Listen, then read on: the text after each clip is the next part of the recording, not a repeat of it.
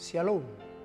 Hari ini kembali bertemu dengan kami, Jemaat Kayu Putih, dalam mempelajari pelajaran Sekolah Sabat. Pelajaran yang ke-13 dengan judul Aku Menjadikan Segala Sesuatu Baru. Mari kita berdoa bersama-sama. Tuhan Bapa kami yang bertahta di dalam kerajaan surga,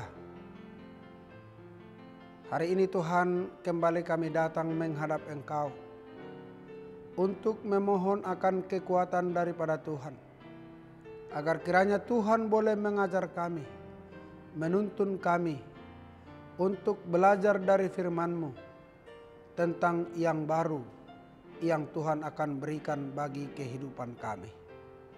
Terima kasih ya Tuhan, berkat-Mu menjadi bahagian kami. Di dalam nama Yesus kami berdoa. Amin. Pelajaran kita saat ini menyampaikan satu judul.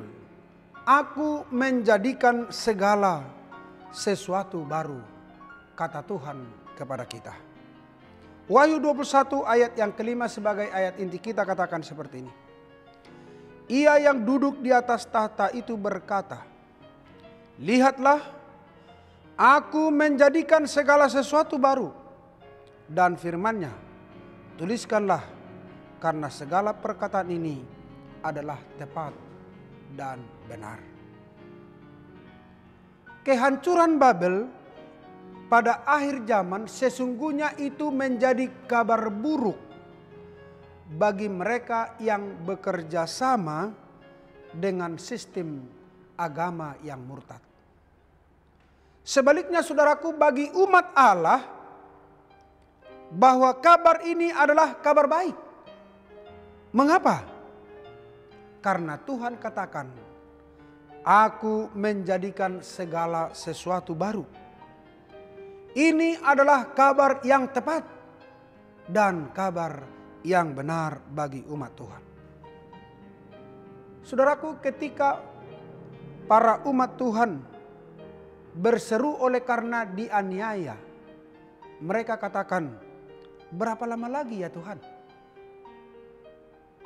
Mereka menanti akan kedatangan Tuhan. Mereka menanti akan waktu yang indah ini, di mana Tuhan akan menjadikan segala sesuatunya baru. Sehingga pelajaran ini dalam kitab Wahyu menyampaikan dan memberikan satu jaminan kepada kita bahwa kejahatan, penindasan, dan penderitaan akan berakhir.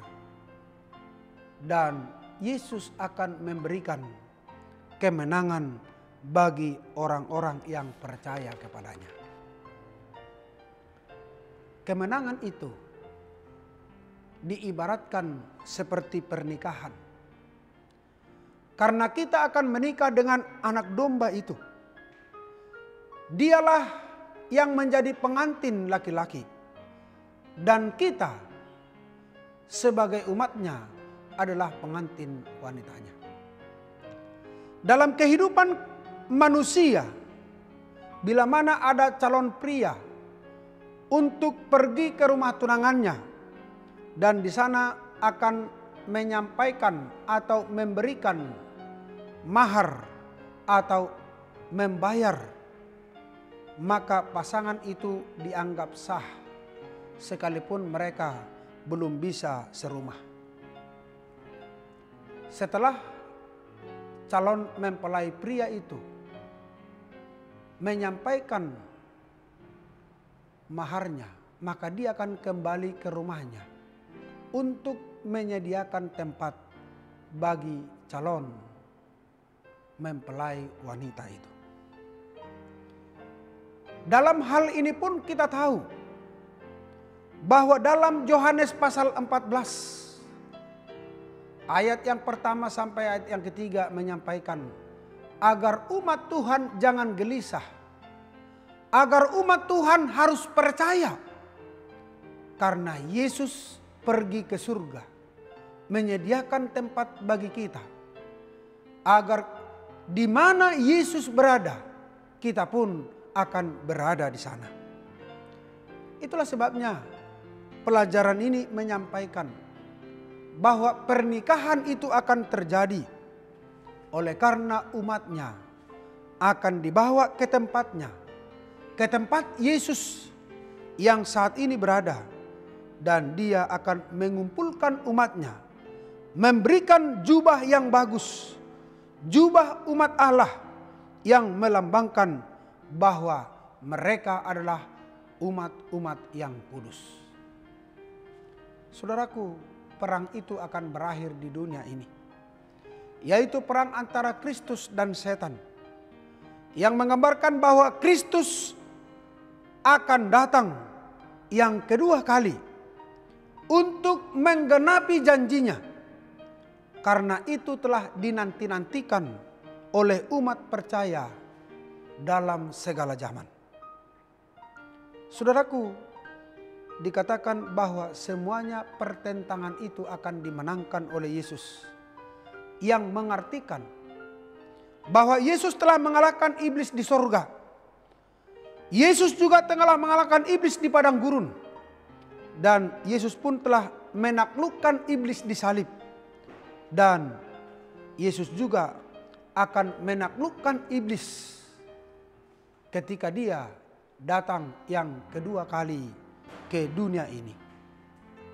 Saudara-saudaraku yang kasih dalam Tuhan, tidak akan lama lagi akan tampak satu kemenangan Kristus itu yang membawa umatnya, yang membawa orang yang percaya, orang yang benar, yang tadinya mereka penuh dengan kesengsaraan, penuh dengan penderitaan di dunia ini, penuh dengan pergumulan, tapi yang pasti kemenangan itu akan mereka miliki karena mereka akan memperoleh upah yang indah. Yesus akan membawa mereka sehingga mereka akan memiliki kehidupan yang baru di surga yang akan datang. Di sanalah umat Tuhan itu akan hidup 1000 tahun. Dikatakan saudaraku, masa 1000 tahun itu adalah masa yang diawali dengan kedatangan Yesus yang kedua kali.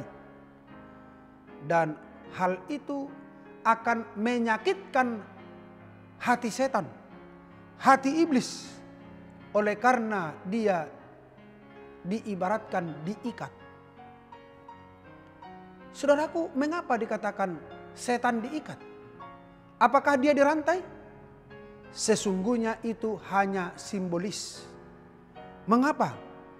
Karena setelah umat yang percaya dibawa ke surga, dunia ini tidak ada lagi dihuni oleh manusia. Maka setan itu tidak ada lagi yang dia rayu, tidak ada lagi yang dia bawa, tidak ada lagi yang mau dikerjain oleh setan itu atau dibawa ke dalam dosa. Dan dikatakan selama 1000 tahun setan itu akan merenungkan bahwa sesungguhnya pemberontakan yang dilakukan terhadap Allah memang dia melakukan kesalahan. Saudaraku, kitab Wahyu kembali menjelaskan bahwa umat Allah yang berada di surga selama 1000 tahun, di mana tempat yang disediakan oleh Kristus, dikatakan di sanalah mereka akan melihat catatan-catatan manusia yang tidak masuk ke dalam kerajaan surga. Di sanalah mereka akan menjadi hakim, dan dikatakan di sanalah umat Tuhan itu akan melihat seperti apa kehidupan orang-orang yang tidak masuk surga dan mereka akan merasakan banyak keheranan di surga. Penghakiman ini menyaksikan keadilan Allah dalam setiap tindakannya. Karena sepanjang sejarah dikatakan, iblis telah menimbulkan keraguan sehubungan dengan tabiat Allah dan bagaimana makhluk ciptaan ini. Sesungguhnya Tuhan ajarkan bahwa Allah itu adalah setia dan adil. Saudaraku, pada masa 1000 tahun Allah akan mengizinkan umat tebusan itu untuk melihat semuanya yang terjadi ketika ada di dunia ini. Maka akan hidup di sana 1000 tahun.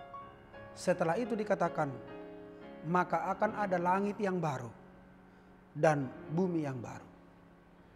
Kita tahu saudaraku yang kasih dalam Tuhan, bahwa langit ada 3. Yang pertama, langit adalah tempat burung-burung terbang. Yang kedua adalah langit tempat bintang-bintang ditempatkan oleh Tuhan. Dan yang ketiga adalah langit di mana Allah sedang bertahta atau berada. Maka kita semua akan dibawa ke tempat Allah. Dan setelah 1000 tahun itu, maka terjadilah satu kekuatan kembali yang akan dilakukan oleh Tuhan untuk memusnahkan dunia yang berdosa ini. Dan dikatakan dia akan memperbaharui dari segi kualitas, bukan dari segi keaslian atau waktunya. Tetapi planet yang dimurnikan ini dengan api akan dipulihkan kepada keadaan yang sebelumnya. Inilah hal yang menarik yang boleh kita lihat. Karena dikatakan tidak ada lagi di sana tangisan, tidak ada lagi kesedihan, tidak ada lagi sakit. Tapi semuanya akan mendapatkan kesenangan. Saudaraku, bila mana kita lihat seperti yang terjadi kepada Maria, Marta, akan kematian daripada saudaranya Lazarus, mereka bertanya, Tuhan, sekiranya Engkau ada di sini, saudara kami pasti tidak mati. Maria dan Marta mengetahui kematian tidak akan ada di hadapan hadirat Kristus. Maka di sana dinyatakan kebangkitan seorang Lazarus. Saudaraku, bahwa Yerusalem yang baru itu akan muncul. Dan dikatakan kota itu dikelilingi dengan tembok yang tinggi. Dan 12 gerbang, 3 gerbang di keempat sisinya. Sehingga orang dapat masuk dari setiap penjuru. Hal ini menunjukkan bahwa kota itu mencakup dari seluruh tempat. Yerusalem yang baru itu, setiap orang memiliki akses untuk bertemu dengan Tuhan. Sehingga kita boleh melihat bahwa gambaran Yerusalem yang baru adalah seperti air sungai kehidupan yang mengalir di tahta Allah. Inilah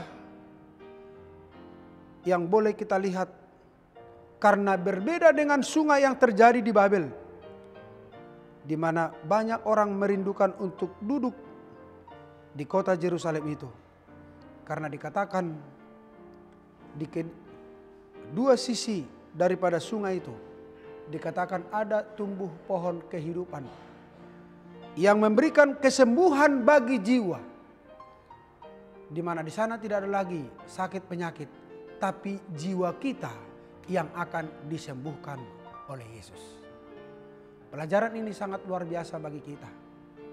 Oleh karena inilah pengharapan orang Kristen. Karena pengharapan ini akan membawa kita kepada kedamaian, kebahagiaan selama-lamanya bersama dengan Tuhan Yesus di dalam kerajaannya. Inilah pelajaran yang dapat saya sampaikan pada saat ini.